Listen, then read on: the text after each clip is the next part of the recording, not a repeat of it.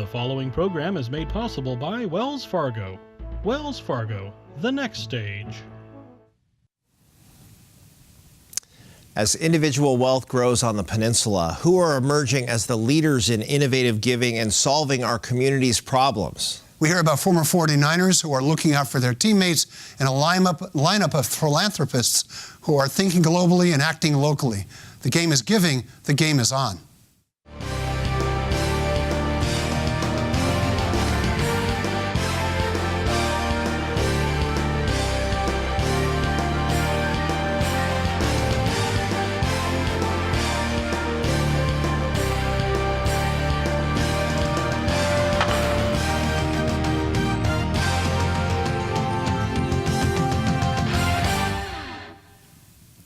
Hi, I'm Kevin Mullen. And I'm Mark Simon. Welcome to the game.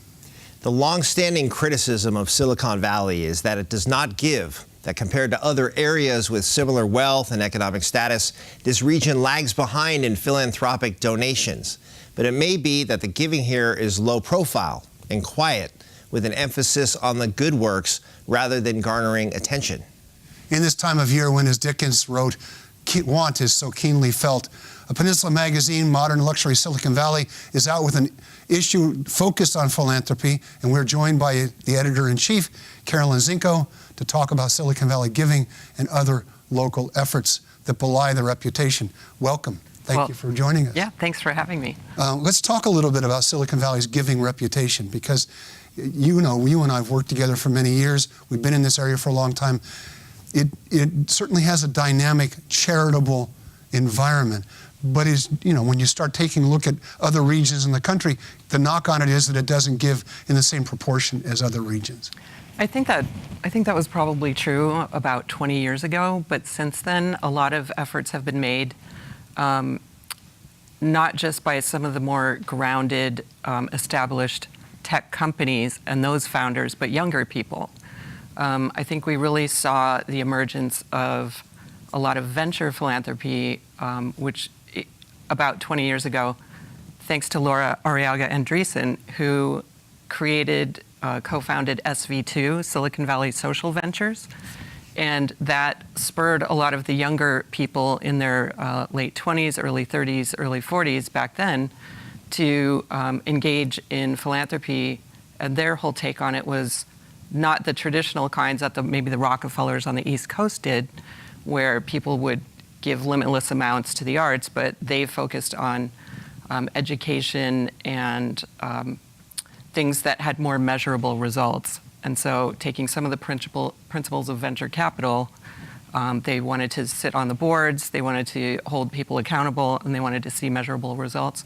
I think that's one of the things that really spurred a lot of giving that has propelled forward to today, where you see the Silicon Valley Community Foundation has $13.5 billion in its endowment.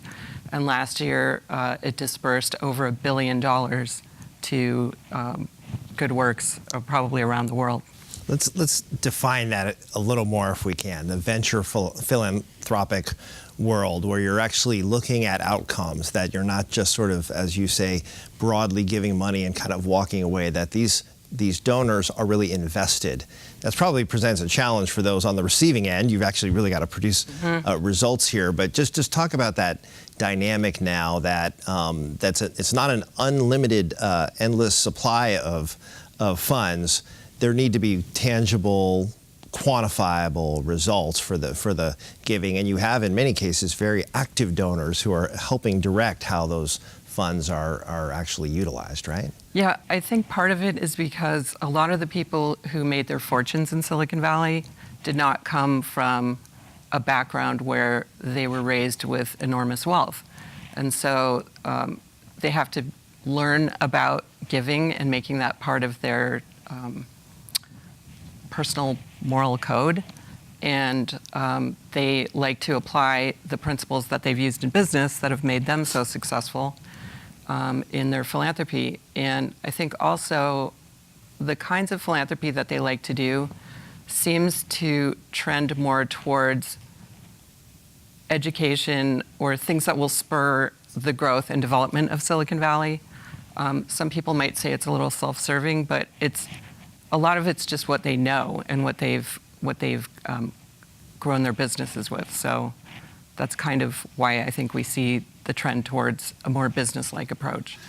Reading the magazine, and we've got illustrations of it that we'll put up throughout the show. There's a great cover photo of Roger Craig tossing a football in there. It's a very dramatic-looking photo, and he looks great, by the way. It's like you read all these stories about all these NFL players who run into trouble, but the group you talk to, they all look pretty healthy. Anyway, it seems like if you look through the various charities and charitable efforts that you chose to focus on, it's highly individualized, that it isn't, I'm going to make a huge donation to a large museum or generally to the arts, that they are specifically and really heavily targeted toward a specific problem or a specific issue. Is that a fair characterization?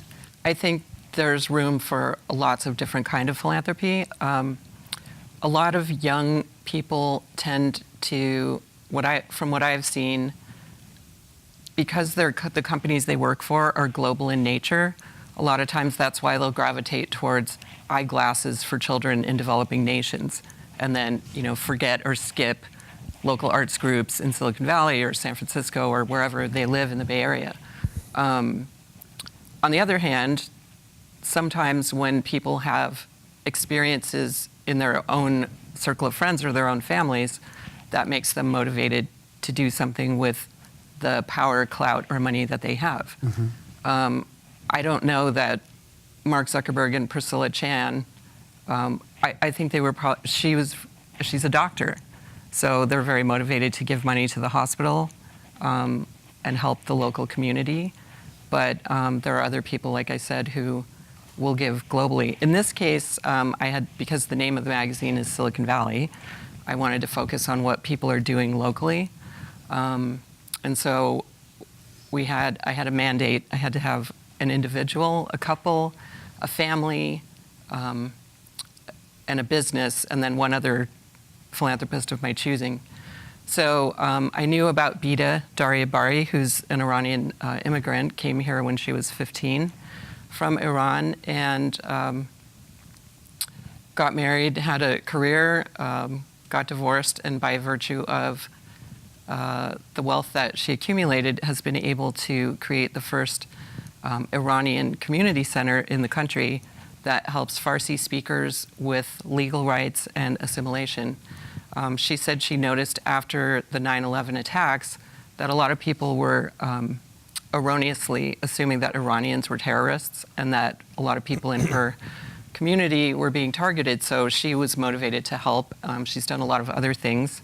She's given endowments to Stanford, created endowments at Stanford and UC Berkeley for Iranian literature and the study of it, to promote the culture. So for her, it's very personal. John and Marcia Goldman, who give millions of dollars in philanthropy every year, and are part of the Goldman Environmental Prize. His parents created that, I guess you would call it the Nobel Prize of the green world. Let me stop you there. Yeah. We're going to come back to the Goldmans. They're friends of mine as well, but we have to take a break. Oh, okay. We'll be right back. Stick around.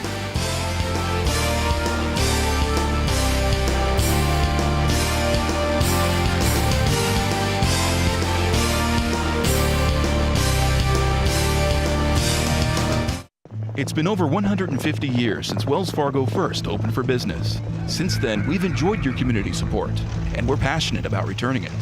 Every day, Wells Fargo team members roll up their sleeves and donate their time to organizations and charitable groups throughout the Bay Area. Nationally, we've committed even more. In just the past 2 years alone, we've donated over $70 million to support schools and educational programs. It's a commitment we're proud of. Wells Fargo, the next stage.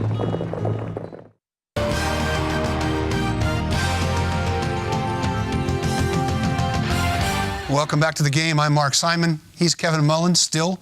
And over here we have Carolyn Zinko, editor-in-chief of Modern Luxury Silicon Valley, a relatively new magazine.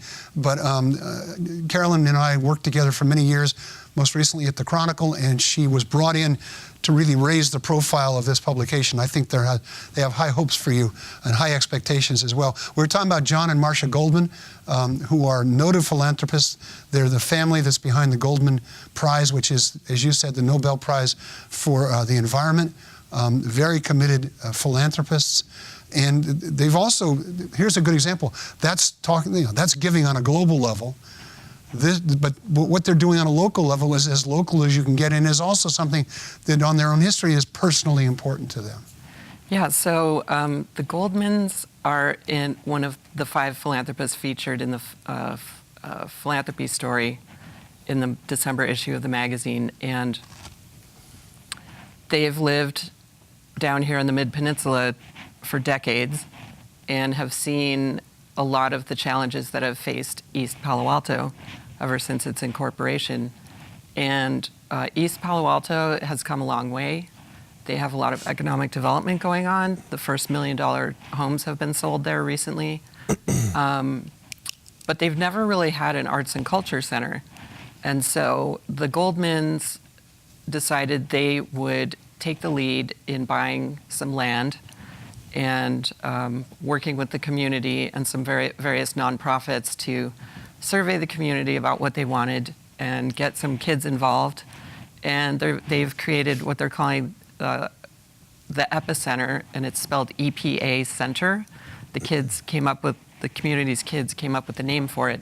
And so they are in the process of raising money so they bought the land, and they're doing a capital campaign to raise money for an arts and culture center. And I think that's pretty amazing that, they don't have to do it, but nobody else has ever stepped in to take the lead. So I think that's really great. And I learned when I interviewed them that one of them plays the cello, yeah, and one of them plays the piano. So they do have a little bit of a musical background as well. Well, plus John was president of the San Francisco Symphony for many, many years. That's true. And you should sometime ask Marcia her story about having Yo-Yo Ma give her a cello lesson. You had a question? So Mark mentioned Roger Craig on the cover. Lots of former 49ers reference here. So describe for our viewers what that is about, the Golden Hearts Fund that former 49ers have established. Describe what that is, what the dynamic is there, and which former 49ers, noticeable names, are involved. Right. So a lot of people, myself included, have the misconception that professional athletes play for a long time, make tons of money, and they're set for life. And that's actually not true at all. The average career of a football player is 3 years. And a lot of them have started as children, played football their whole lives, and that's their plan A, and they have no plan B. So when bankruptcy through divorce or bad financial decisions hits or medical issues happen, a lot of them are left with sometimes no health insurance or health costs, medical costs that they can't afford at all. So they end up homeless, bankrupt, just in bad straits. So the San Francisco 49ers, some of the retired players who are financially successful, people like Ronnie Lott, Harris Barton, Ron Ferrari, have started a thing called the Golden Heart Fund. And what it does is it's a separate nonprofit. The NFL actually has some programs for players, but there are limits to the amount of money and the number of times you can apply for assistance. The Golden Heart Fund is specifically for ex-49er players, and it's a way for them to ask for a helping hand without feeling as embarrassed as they might going to any other nonprofit or a bank or a relative, because these are guys that they used to play with. And to his credit, Eddie DeBartolo, they all referenced, everyone that I interviewed for this story, referenced the fact that Eddie DeBartolo created a very close-knit family environment. And so they all feel, even though some of them have not seen each other for 20 years, they feel like they're still part of a family, because when you play football, you're together on the road practicing, almost more together with your football family than with your actual family. And so the Golden Heart Fund started just about a year ago, and it gives out grants of about $4,000 on average to players. And they have to go, the players have to submit some kind of application, and they talk to the guys on the board who are the former players, and they have conversations about how they can give them a hand up, because they don't want to be an endless supply of money for them. They want to give them some tools so that they can be successful and have that assistance hopefully just be a one-time thing. So when you were talking to the former 49ers, the high-profile ones that we've all heard of, Brent Jones is part of it, Ron Ferrari is part of it, how do they manage that? You talked about, reference sort of the pride that somebody who's been at the very top of his profession, in this case a professional athlete with a high profile, how do they manage that part of it where someone may not want to seek help or may not want to be seen as needing help? I mean, putting on a brave front is a huge part of what profession they've come from. Yeah, actually, some of them talked about how when they had their career, some of the grant recipients talked about how when they had their career-ending injuries, they didn't want to accept it. They sat by the phone for 4 years hoping to be drafted by someone else who would take a chance on them. And they said, literally, I had a huge crisis of confidence and I felt like, is my life over now? Am I completely washed up? Do I even amount to anything? At the age of 28 or 29. And that's, crushing for anyone, but especially when you have excelled in something that very few people can excel in. It's just really awful. So what I heard time and time again is that it was often their former teammates who had heard about the Golden Heart Fund. One guy lives in the Central Valley, and his former teammate Bubba Paris heard about the Golden Heart Fund and encouraged him to apply. And they do have a sense of a little bit of, I don't know if humiliation is the word, but embarrassment is probably better. And they said, it's like going to a big brother. And so that's what makes it easier. It's like, hey, bro, I messed up. Can you help me out? I feel really stupid. I feel embarrassed. And then just having the guys that they know so well not be judgmental, but actually trying to say, well, let's take a look at this. Do you have extra room in your house? Could you do Airbnb? Do you have speaking skills? Maybe you could be a commentator. Things like that have helped these guys actually generate more income. In one case, one guy had not filed income taxes for like 15 years. And when he got some assistance from the Golden Heart Fund players who were recommending him a new career, his first paycheck was garnished by the IRS. And he said, that's when I realized how serious this was. And I had been avoiding it because my accountant, when I was a player, handled all that stuff. Now, he put his head in the sand and he had to realize how serious it was. And he is on the right track now. We're going to take another break. Stick around and we'll be right back.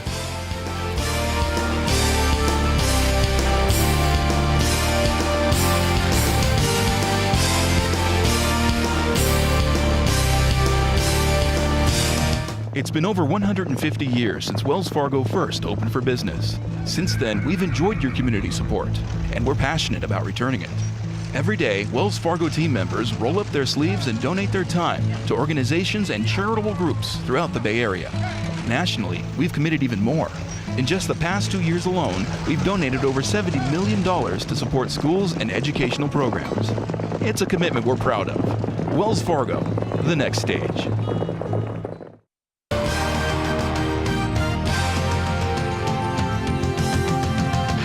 Welcome back to The Game. I'm Mark Simon. He's Kevin Mullen. And we have with us today Carolyn Zinko, Editor-in-Chief of Modern Luxury Silicon Valley magazine. Talk to us a little bit about the magazine and what your hopes are for it. You were a fairly high-profile society writer, style writer for the San Francisco Chronicle for many years and made this transition. Tell us what your hopes are, and tell us a little more about the magazine and where we can find it, too, as well. Yeah, so I did work at the Chronicle for 22 years and had a wide variety of duties there, starting, as you know, in the Peninsula Bureau, writing about police and fire, city government, politics, and other things, and transitioned into the Society column in the year 2000. Did that for 4 years, and ever since had been the Chronicle's chief culture and style writer. And when the magazine came knocking this summer, I thought it would be a good fit because a lot of what the magazine is about is luxury living and lifestyle. Oddly enough, at the Chronicles, sometimes the things that were pitched to us in the style section were extremely expensive and were deemed too expensive to write about for a mass market. Silicon Valley magazine is actually designed for a community of people who are affluent, who live between Hillsborough and Los Gatos. And so for me, the more expensive it is, the better it is, because that's the audience that we're targeting. We have a circulation of about 34,000. And where can you find it? Well, it is stocked at Kepler's, and it is mailed to people's homes. And you can also go online and sign up for a subscription. It comes out 8 times a year, and the subscription is $40, so you can have it mailed to your home. Why does this interest you? Why? I mean, you came from a hard news background, as we know. It's funny that you mentioned East Palo Alto, because you were covering it when it was named the murder capital of the world because of its per capita murder rate. What is it about this particular area that interests you so much? Well, I mean, there's plenty of news to go around, and there's plenty of tech websites to cover the ins and outs of all the widgets that are made and what all the tech companies are doing. But there's really not a lot of attention paid to fun things and happy things and easygoing things that make life more pleasurable. So I'm quite happy to not have to cover the latest plane crash or go out on a murder or a fire. Those are important to cover, of course, and I don't want to diminish that, but I think people enjoy sitting back in a chair and reading something that looks beautiful and that could give them some inspiration about how to make their lives have a little bit more gloss. So that's really what I'm focusing on right now. So I'm curious about the sort of creative freedom differences between a magazine and the newspaper sort of deadline-driven world. But I guess my question would be, in this 24-hour, 24/7 social media world where stories just come and go, is that a good thing for magazines like this? Because you're really not competing really in the social media context. It's a different form, a different medium that is actually running counter kind of to the immediacy of social media. How do you kind of juxtapose your work with the backdrop of the media world we have now? Well, I think there's room for all kinds of media, and we can certainly get our fill of the latest tweet from the president, or what Melania is wearing, or what volcano is happening, or what plane is crashing. But sometimes people actually just like to sit back and savor something like a good novel, or something like Silicon Valley Magazine, Vanity Fair, things that take a little more time to digest. One of the things that we learned at the newspaper is that weekends, particularly Sunday nights, are the best time for long-form stories to be read on the internet, because that's when people have time for it.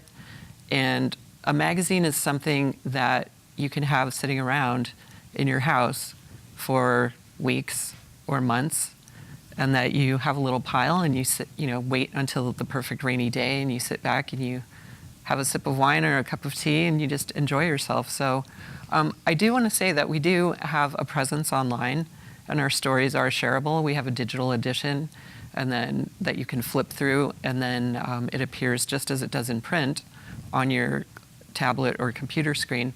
But then we do also pull out some of the key stories and then share those on social media. So we're not anti-social media by any means.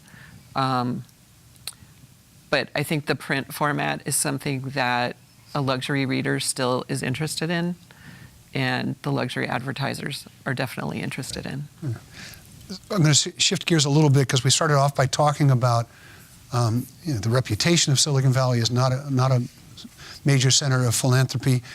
You think that's an outmoded way of thinking, which doesn't surprise me, because that's the way I think. But